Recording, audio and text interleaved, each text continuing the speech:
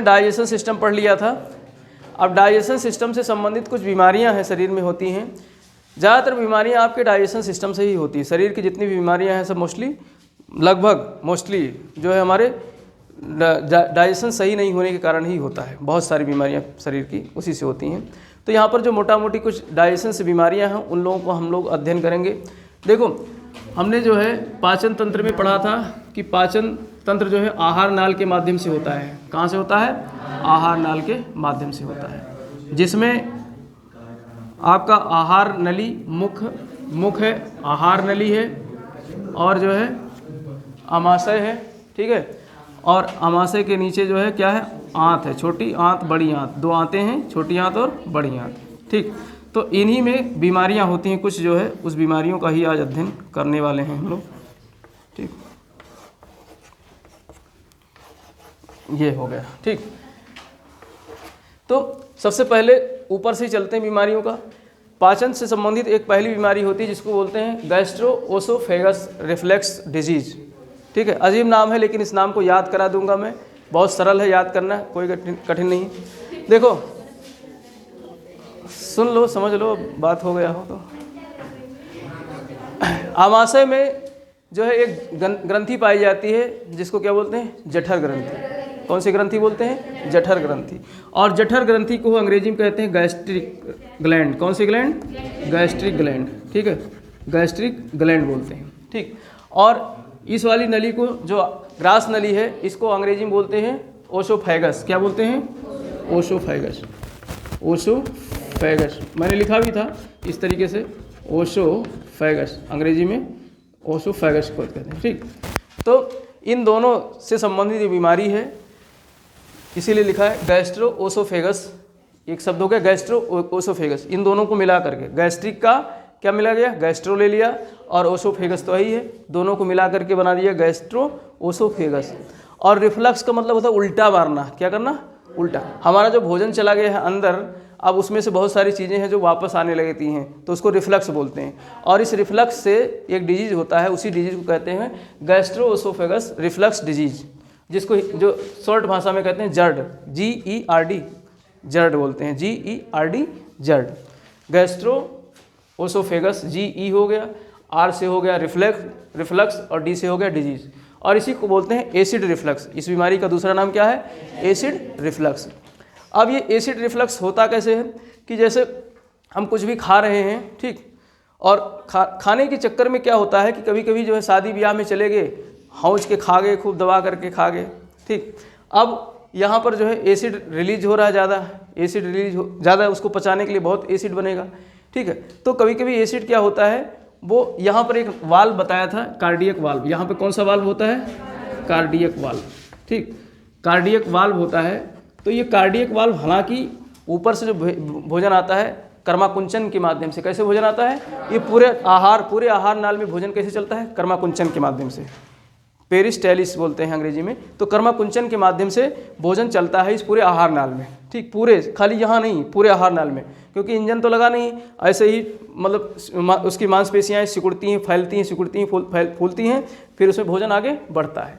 तो इस क्रम में यहाँ पर ये वाल्व बंद हो जाता है। जब ऊपर से भोजन आएगा तो खुलेगा ये वाल्व और अंदर घुस जाएगा, उसके बाद में वाल्व क्या हो जाएगा? बंद हो जाएगा। लेकिन नीचे से गैस बन रहा है, इसमें आमाशय में क्या बन रहा है? गैस, HCl जो है एसिड बन रहा है, जो है हाइड्रोक्लोरिक एसिड का निर्माण हो रहा है। तो अब ये एसिड क्या होता है, कभी कभी रिफ्लक्स मार देता है, ऊपर यहाँ से ऐसे धक्का मारेगा और ये वाल्व क्या हो जाएगा? खुल जाएगा, वाल्व खुल जाएगा।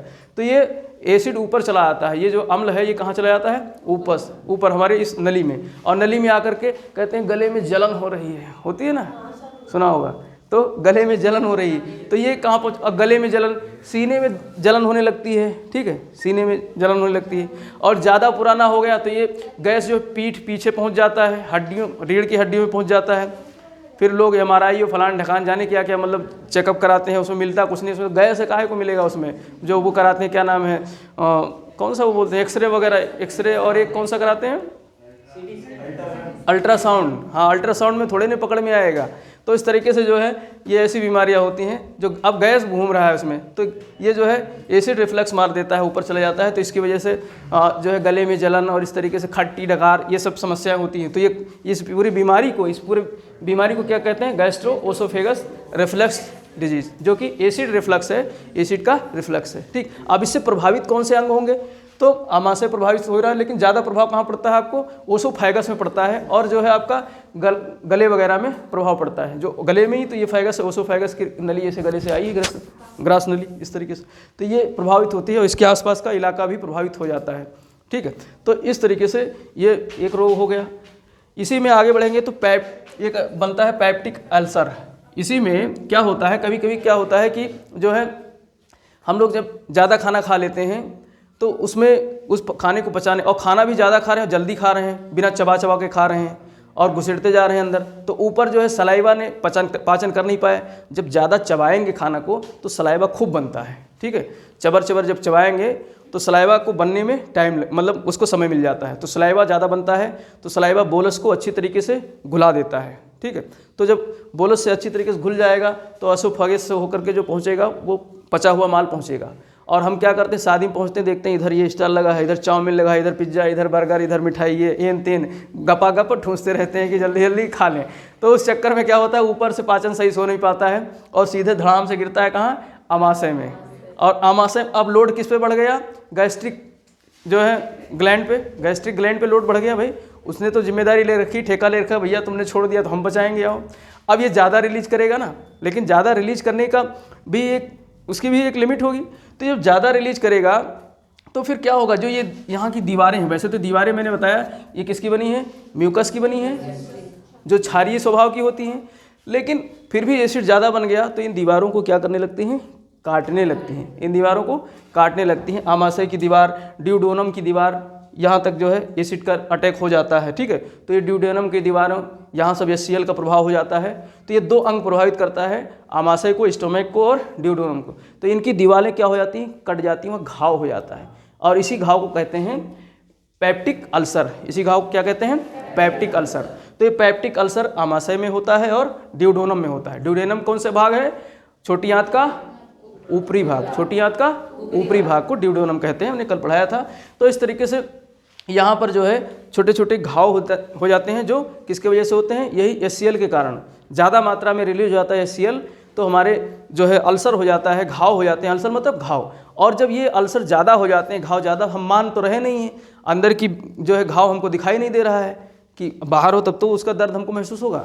और फिर गए दूसरी बार शादी में, फिर पहुँच गए, फिर खा लिए, ऐसे खाते रहते हैं और अपने खाने पे लगाम देते नहीं, फिर वही अल्सर क्या बन जाता है? कैंसर का रूप ले लेता है, धीरे धीरे कैंसर, तो इंसान की मृत्यु तक हो जाती है इसी बीमारी में। तो ये पेप्टिक अल्सर है जो कि स्टोमक और ड्यूडेनम को प्रभावित करता है, जो आमाशय और ड्यूडेनम को प्रभावित करता है, यहीं से बनती है। ठीक, इसके अलावा कभी कभी उल्टी होती है, खाना जो है अचक करके खा गए, पचा नहीं, जा करके पेट में पचा नहीं। और हमारा जो मेडुला है, हमने मस्तिष्क को पढ़ाया था ना, दिमाग पढ़ाया था, तो दिमाग का जो हिंड ब्रेन है, पीछे वाला ब्रेन है, उसके 2 भाग थे। एक कौन था? सेरेबेलम, और एक कौन था? मेडुला। ठीक है, तो मेडुला काम क्या करता है? मेडुला संकेत देता है, कहता है भाई ने खाना ज़्यादा खा लिया है और हमारा जो है गैस्ट्रिक एसिड या जितने भी पाचक रस थे वो पचा नहीं पाए हैं, अब उसको बाहर फेंकना है, नहीं तो बच्चा मर जाएगा। तो फिर वो आदेश देता है किसको? जो है मेडुला, इनको सबको आदेश देता है कि तुम ऐसी प्रक्रिया शुरू करो। तो जब उल्टी आने होगी उससे पहले बेचैनी, ब्लड प्रेशर बढ़ जाता है ना, बेचैनी घबराहट सी होती है, तो बेचैनी घबराहट सी होती है, उसको नौसा कहते हैं। उसको क्या कहते हैं? नौसा। ठीक, जब उल्टी आने से पहले जो बेचैनी और घबराहट होती है उसको क्या कहा जाता है? नौसा। तो और ये मतलब इस संकेत कौन देता है कि अब उल्टी करना है? मेडुला। संकेत उल्टी मतलब हमको नहीं आदेश करता है, वो तो सब अंदर सिस्टम चल रहा है, सारा सिस्टम अंदर ही हो रहा है।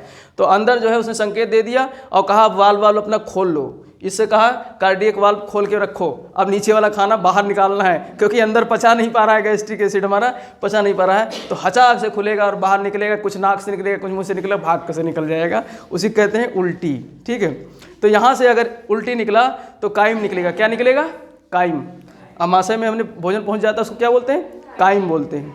तो काइम निकलता है, उसमें देखा होगा मतलब तरल पदार्थ होता है, पतला होता है, जो खाए होते हैं वो भी निकल आता है, जो नहीं खाए होते हैं वो भी निकल जाता है, सब कुछ जो पहले खाए हुए हैं सारा कुछ निकल जाता है, क्योंकि 4-5 घंटे हमारे आमाशय में भोजन रहता है। ठीक, और इसके अलावा जो है कुछ ऐसी भी चीज़ें होती हैं जो सतह में चिपकती रहती हैं, आमाशय की जो आमाशय की दीवार है उससे चिपकी रहती हैं। तो उल्टी होना भी चलो कहीं ना कहीं सही बात है, उल्टी हो जाती है तो सफाई हो जाती है, हमारे आंतों की क्या हो जाती है, सफाई हो जाती है, तो ये भी होना जरूरी है। तो इस तरीके से उल्टी होती है। ठीक, एक बीमारी है। उल्टी के साथ साथ में कभी कभी दस्त भी लगना शुरू हो जाता है, डायरिया जिसको बोलते हैं, दस्त। ठीक है, अब इसमें दस्त में क्या होता है, जो है मल पतला होता है, दस्त में क्या होता है, मल पतला होता है। और हमारा जो बड़ी आंत है, हमारी बड़ी आंत क्या है, वो मल से जो हमारे क्या अवशोषण करता है, पानी का, मैंने बताया ना, बड़ी आंत मल का क्या करता है, मल से पानी का अवशोषण करता है, अवशोषण का काम करता है बड़ी आंत। और कभी कभी क्या होता है कि जो है अवशोषण करना ही भूल गया पानी, किसी ने, वायरस ने, प्रोटोजोआ ने, बैक्टीरिया ने अटैक कर दिया। भाई खाने के साथ बहुत सारी चीज़ें चली जाती हैं ना, मतलब गैस्ट्रिक एसिड भी नहीं उसको मार पाता है, बहुत सारे ऐसे बैक्टीरिया हैं, वायरस हैं, घुस करके और चला गया बड़ी आंत तक, और बड़ी आंत में मल को इन्फेक्टेड कर देता है। तो अब ऐसे मल को जो है बड़ी आंत अवशोषित नहीं कर पाता है, बड़ी आंत अवशोषित नहीं कर पाता है, यानी पानी उसमें रह जाता है, मल में पानी रह जाता है, तो फिर लूज मोशन शुरू हो जाता है, पानी सहित लूज मोशन। और जब पानी शरीर से ज़्यादा निकल जाएगा तो शरीर में डिहाइड्रेशन की बीमारी हो जाती है। कौन सी बीमारी हो जाती है, डिहाइड्रेशन की बीमारी हो जाती है। तब कहते हैं अब जो है इसको पानी, नमक पानी का क्या पिलाओ, घोल पिलाओ शरीर में, नहीं तो डॉक्टर के यहाँ ले जाते हैं तो सीधे बोतल चढ़ाता है, क्या लगा देगा, जो है बोतल लगा देगा, जिसमें कुछ नहीं रहता है, नमक पानी का घोल रहता है, सोडियम वगैरह का जो है घोल रहता है, और उसी घोल को चढ़ा देता है, फिर कहेगा 500 रुपये का बिल बन गया, और वो आते हैं 50-60 रुपये के घोल आते हैं। ठीक है, तो वही घोल जो है सीधे, लेकिन पानी का इतना महत्व है, पानी की कमी से आदमी की मौत भी हो जाती है। डायरिया वगैरह गर्मी में देखा ना, डायरिया मतलब बहुत ज़्यादा अतिसार हो गया, दस्त हो गया तो आदमी निपट भी जाता है, क्योंकि पानी शरीर से ख़त्म हो जाता है।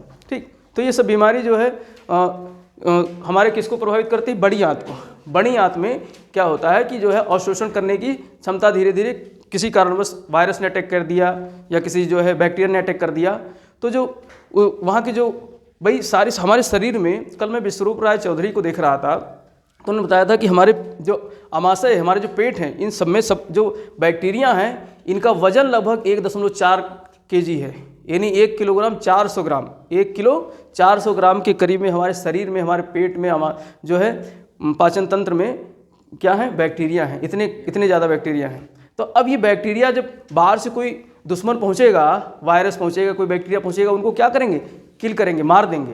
तो जब वो मर जाएंगे तो फिर जो आप वो काम कर रहे हैं उस काम में कमी हो जाएगी कि नहीं।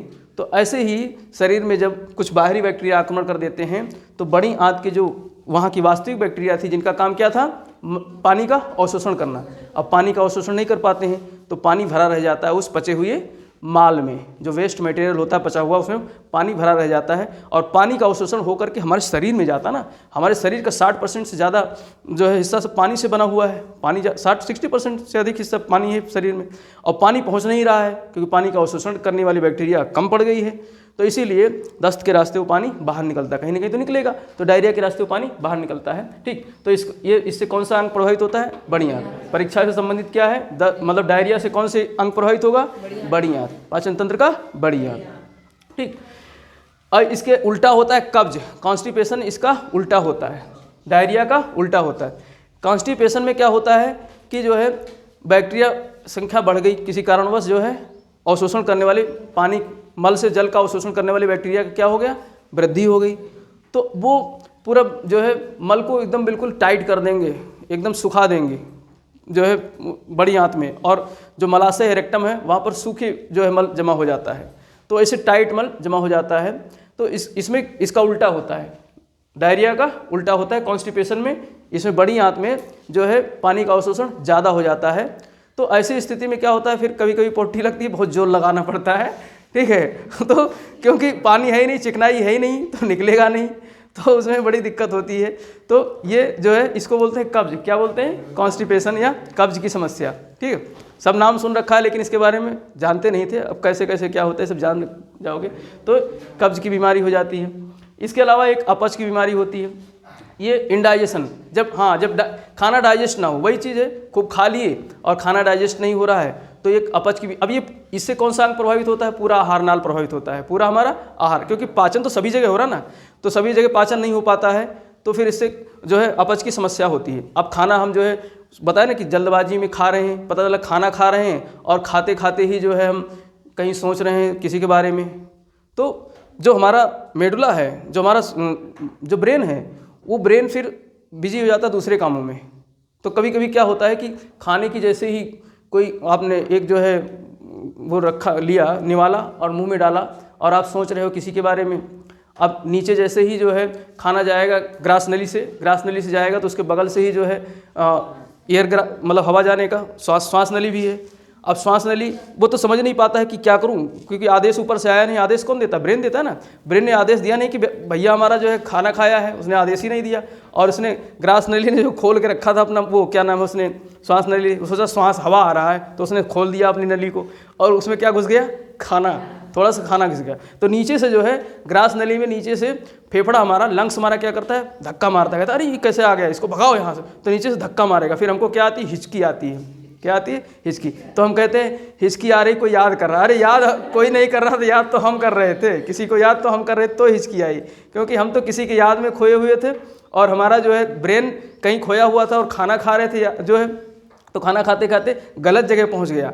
अब फेफड़े में खाना पहुंचे, कहेगा यहाँ तुम्हारा काम नहीं, यहाँ तो हमको हवा चाहिए, तुम क्यों आ रहे हो? तो फेफड़ा धक्का मारेगा, सब अपने सभी साथियों से कहेगा सब मिलकर जोर लगाओ, आहा। तो जोर लगाते हैं और खाना को बाहर कर देते हैं, उसके नली में भेज देते हैं, तो वहाँ पर फिर हिचकी आती है। ठीक, तो इस तरीके से जो है तो यहाँ पर अपच जो है, इंडाइजेशन जो है, खाना पचता नहीं है हमारे शरीर में पूरा जो है, ना गैस्ट्रिक एसिड पचा पाता है, ना ही जो है मुंह में पच पाता है। तो इससे क्या समस्या होती है? अपच। तो इस अपच से जो है इंडाइजेशन से पूरा अंग प्रभावित होता है। और पेट दर्द हमारा जो होता है रोटा वायरस के कारण होता है। कभी कभी प्रश्न आ जाता है तो कौन से वायरस से हमारे पेट में दर्द होता है? रोटा वायरस से होता है। ठीक है, पेट दर्द होगा तो इसके कई सिम्टम्स हैं, मतलब जो है कब्ज भी हो सकता है, डायरिया भी हो सकता है।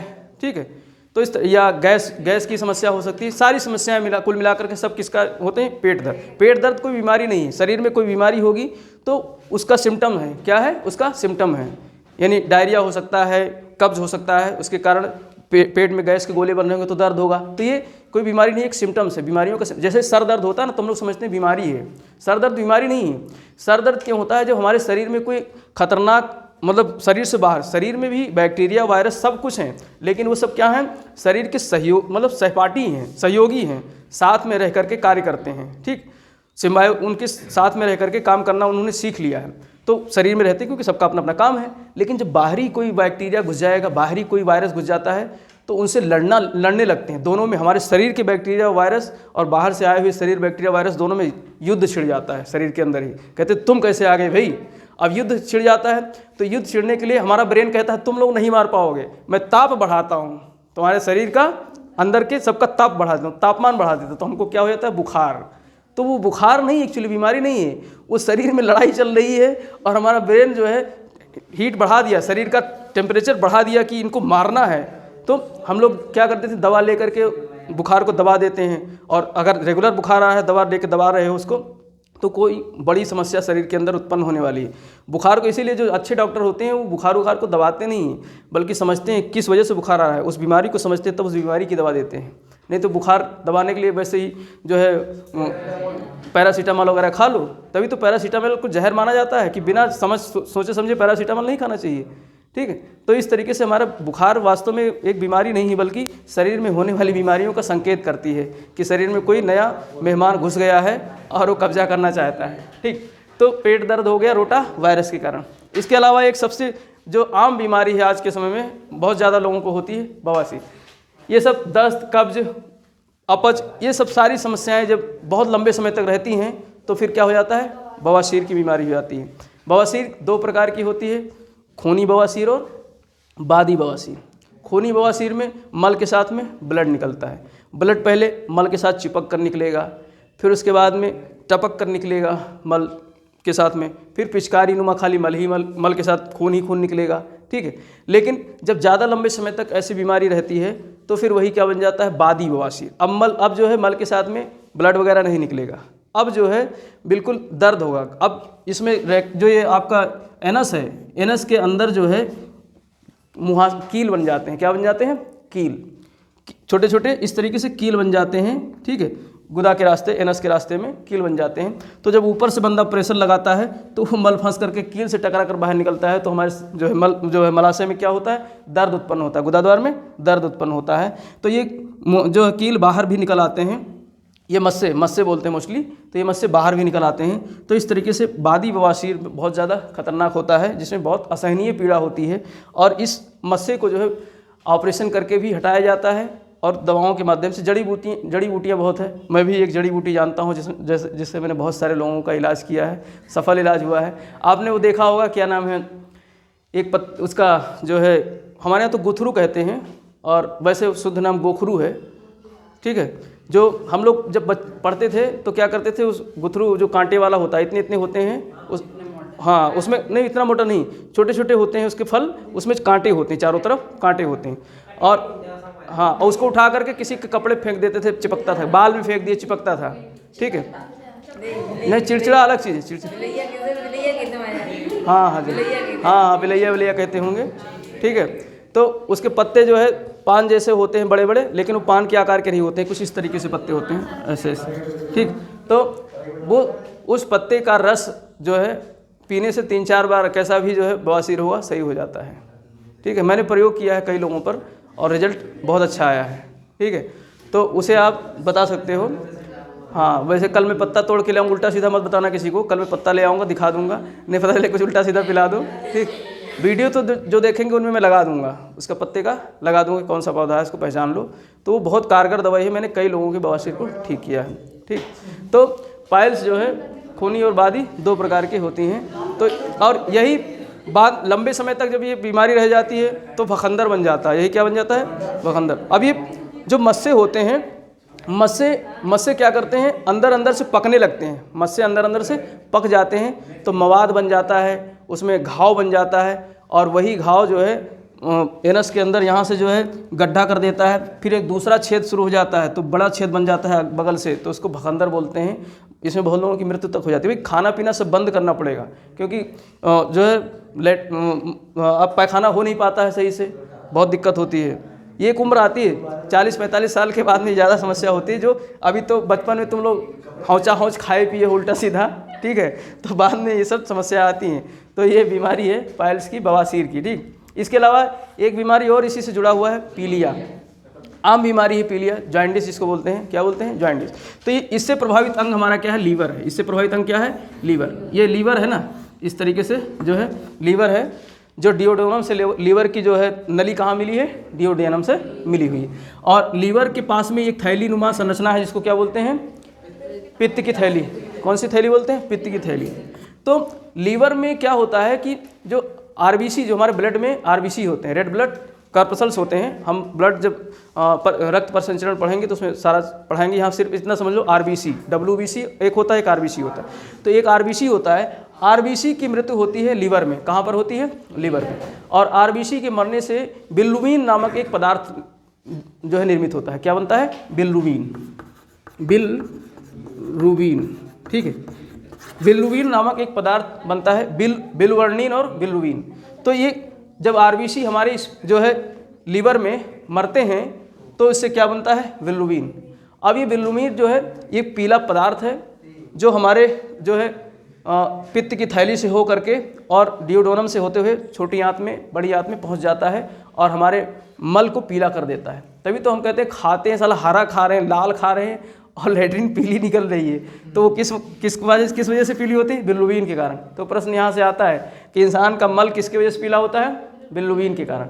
और बिल्रुबिन कैसे बनता है? लीवर में इसका निर्माण होता है। कहाँ निर्माण होता है? लीवर में निर्माण होता है। और कभी कभी क्या होता है कि आरबीसी ज़्यादा मरने लगते हैं। आरबीसी जो है रेड ब्लड कॉर्पसल्स संख्या में ज़्यादा मरने लगती हैं। तो ज़्यादा जब आरबीसी मरेंगे लीवर में तो बिल्रुबिन का उत्पादन ज़्यादा होगा। अब ज़्यादा जब बिल्रुबिन का उत्पादन हो जाता है तो अब ये शरीर में जो है जहाँ जाना चाहिए, मतलब मल की तरफ, वहाँ तो उतना जा रहा है जितना जाना है, लेकिन बाकी के जो है बिल्रुबिन हमारे शरीर के अन्य हिस्सों में पहुँचना शुरू हो जाते हैं। आँख में आ जाएगा, त्वचा में आ जाएगा, नाखून में आ जाएगा। तो कभी देखा होगा आँख पीली हो जाती है, नाखून जो है पीला हो जाता है, त्वचा पीला पड़ जाता है, ठीक है। तो इसी को कौन सी बीमारी कहते हैं? पीलिया, जॉइंडिस, इसी को कहते हैं पीलिया। अब इस बीमारी से कौन सा अंग प्रभावित हुआ? लीवर। कौन सा अंग प्रभावित हुआ? लीवर। और कभी कभी पीलिया ज़्यादा मतलब आदमी समझ नहीं पाता है और उल्टी सीधी झाड़ फूंक के चक्कर में लग गया तो आदमी निपट भी जाता है झाड़ फूंक के, क्योंकि आरबीसी बहुत ज़्यादा मर रहे हैं। बीमारी क्या है? आरबीसी मर रहे हैं भाई। आरबीसी जो हमारे शरीर के लिए बहुत महत्वपूर्ण जो है तत्व है, अब वो उसकी जो है मृत्यु हो रही है लीवर में, तो बीमारी तो वो है, बीमारी ये थोड़े नहीं है। तो इसलिए बहुत आदमी जो है पीलिया में मर भी जाते हैं। तो पीलिया कोई बीमारी नहीं हुई, सिम्टम्स है कि आरबीसी हमारे लीवर में क्या हो रही हैं? डेड हो रहे हैं, मर रहे हैं, जिसकी वजह से बिलिरुबिन का उत्पादन ज़्यादा हो रहा है। और वो बिलिरुबिन जो है हमारे मलाशय में जाकर के मल को पीला करता है, लेकिन वो बिलिरुबिन अब इधर उधर भागने लगता है। और कभी कभी तो जिसको ज़्यादा पीलिया हो जाती है, अगर वो कोई सफ़ेद चादर ओढ़ करके लेटता है तो सफ़ेद चादर भी पीला पड़ जाता है, बिलिरुबिन त्वचा से बाहर भी निकलने लगता है, इतना जो है खतरनाक हो जाता है कभी कभी। ठीक है, तो फूंक झाड़ में नहीं पड़ना चाहिए। अच्छे डॉक्टर को दिखा करके और जो हमारे आरबीसीज मर रहे हैं उनको कंट्रोल करना चाहिए, नियंत्रित करना चाहिए, नहीं तो आरबीसीज मर जाएंगे। वैसे 120 दिन का समय होता है आरबीसी के मरने का, लेकिन जो है जब बहुत ज़्यादा मर जाएंगे तो आरबीसीज की जो संख्या है वो कम हो जाएगी। तो जब संख्या कम हो जाएगी तो हमारे शरीर में ऑक्सीजन वगैरह का परिवहन है सब बाधित होगा ना, तो फिर डैमेज मतलब शरीर डैमेज होने की संभावना ज़्यादा हो जाती है। तो इस तरीके से जो है इससे हमारा जो है पीलिया से जॉन्डिस से क्या प्रभावित है। और इसके लिए सबसे जो घरेलू नुस्खा है मूली का पत्ते का रस, मूली का रस, ये सब जो है पिए हैं अगर तो पीलिया को सही किया जा सकता है। पीलिया में बताया जाता है कि मतलब जो वैसे भोजन पदार्थ हैं, गरिष्ठ भोजन वो सब नहीं करना चाहिए। साग वगैरह, हरी सब्जियों का सेवन ज़्यादा मात्रा में करना चाहिए, वो भी हो सके तो नेचुरल करना चाहिए। जैसे मूली वगैरह है नेचुरल, इनको उबाल के खाओ, मतलब तेल वगैरह का कम यूज करना चाहिए। तो ये सब कुछ घरेलू नुस्खे जिसके माध्यम से इन सब बीमारियों को हम ठीक कर सकते हैं। तो इस तरीके से ये हमारी जो है पाचन तंत्र से संबंधित कुछ बीमारी थे। शुगर का अगला टॉपिक आएगा ना, अभी यहाँ थोड़ी नहीं शुगर पढ़ाएंगे, पैनक्रियाज पढ़ाएंगे ना। अब ये लीवर को भी अलग से, लीवर के बारे में